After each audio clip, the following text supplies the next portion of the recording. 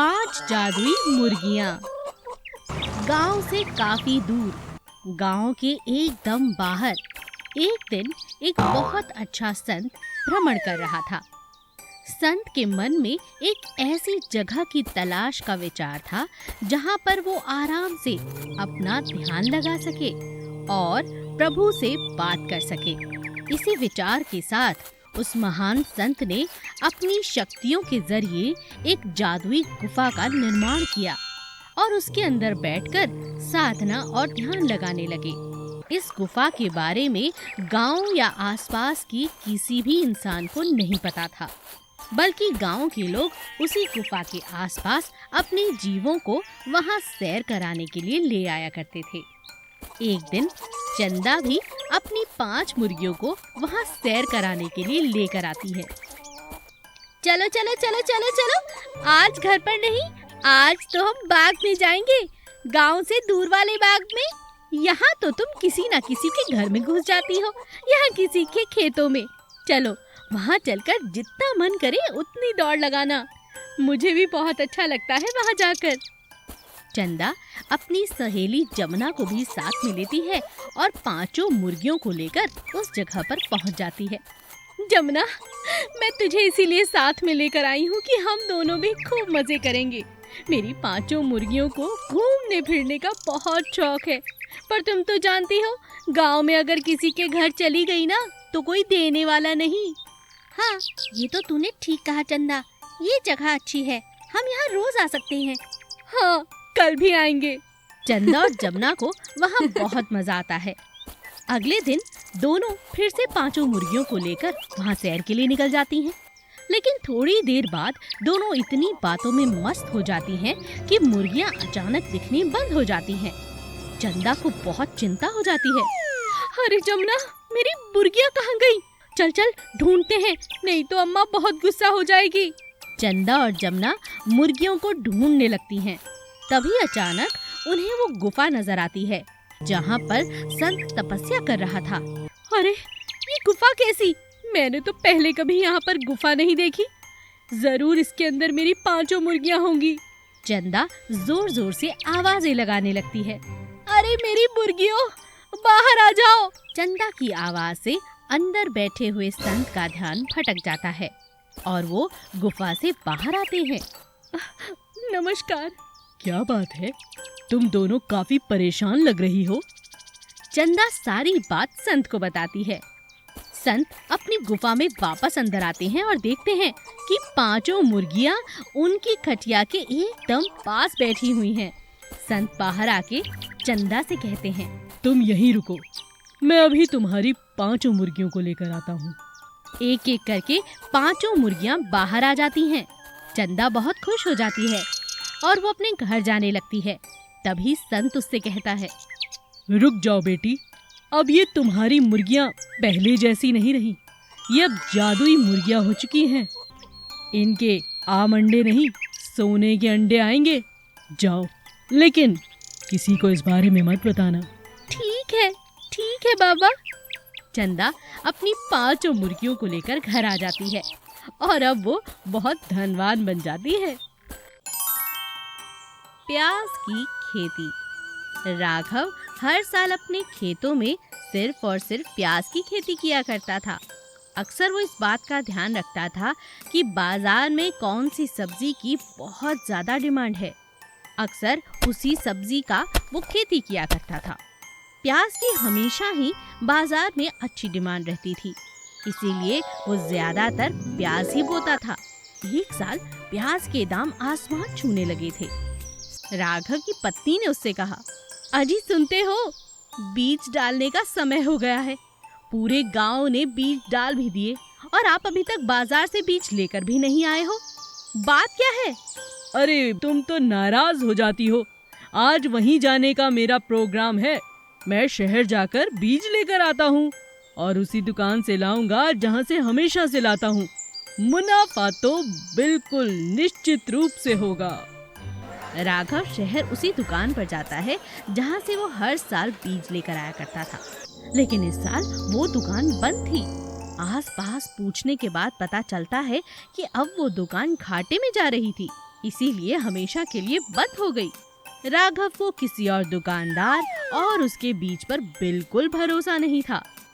राघव खाली हाथ घर लौट आता है। उसकी पत्नी ये सारी बात सुनकर हैरान रह जाती है। ये आपने क्या किया? एक दुकान बंद हो गई तो क्या हुआ? अरे किसी और दुकान से ले लेते। सारी दुनिया एक ही दुकान से हमेशा ही थोड़ी ना बीज लेती है। अब क्या बोओगे, क्या करोगे? मैं तो कहती हूँ कल ही जाओ और जाकर बीज लेकर आओ। अगले दिन राघव नई नई दुकानों पर जाकर बीज के लिए बात करता है, मगर कहीं भी उसे प्याज के बीज नहीं मिलते। पूरे बाजार में प्याज के बीज खत्म हो चुके थे। यही बात जब वो घर में पत्नी को आकर बताता है तो वो बहुत नाराज हो जाती है। हे भगवान, जिसका डर था वही हुआ। अब क्या करेंगे? मुनाफा तो छोड़िए, खेती करना ही मुश्किल है बिना बीज के तो। राघव मुस्कुराते हुए अपनी पत्नी से कहता है, मैं जानता था तुम यही कहोगी, लेकिन इस बार मेरे पास एक उपाय है। उपाय? कैसा उपाय? राघव घर में पड़ा हुआ एक पुराना संदूक खोलता है और उसमें से कुछ बीज निकालता है। अपनी पत्नी को दिखाते हुए राघव कहता है, ये बीज देख रही हो? ये मरते हुए माँ ने मुझे दिए थे। ये कोई आम बीज नहीं है, ये बहुत अच्छी फसल के बीज हैं। माँ ने कहा था, कभी किसी मौसम में अगर ऐसा हो कि बीज न मिले तो इन बीजों को खेतों में डालकर गुजारा कर लेना। माँ तो माँ होती है ना। देख, मेरे पास बीज हैं। इस बार तो फसल ऐसी होगी कि पूरे गांव के पास ऐसी प्याज न मिलेगी। हाँ, ये तो आपने सच में कमाल की बात कर दी। अगले ही दिन राघव अपनी पत्नी के साथ खेतों में बीज डाल देता है। खेतों में बीज डालने के बाद एक अजीब चीज होती है। एक एक प्याज का साइज इतना बड़ा होता है कि हर कोई दूर दूर से उसके खेत देखने आता है। एक एक प्याज 5-5 किलो का था। न केवल राघव का प्याज दूर देश तक जाता है, बल्कि उसे इस बात का बहुत मुनाफा भी होता है। कभी कभी नुकसान के पीछे भी कोई फायदा होता है। बस हमें अपने नजरिए को बदलने की जरूरत है। जादुई भेड़। राजू एक गांव में अपनी माँ के साथ रहा करता था। घर चलाने के लिए वो पास की पहाड़ी पर इधर उधर घूमता था और वनस्पतियों में जड़ी बूटियां खोजता था। बाद में वो उन वनस्पति और जड़ी बूटियों को किसी वैद्य को बेच दिया करता था। इसी प्रकार उसका घर चलता था। वो अपने साथ हमेशा अपनी भेड़ों को चराने ले जाता था। हमें पैसे की कितनी तंगी है रे। राजू रोज की तरह भेड़ों को लेकर जाता है।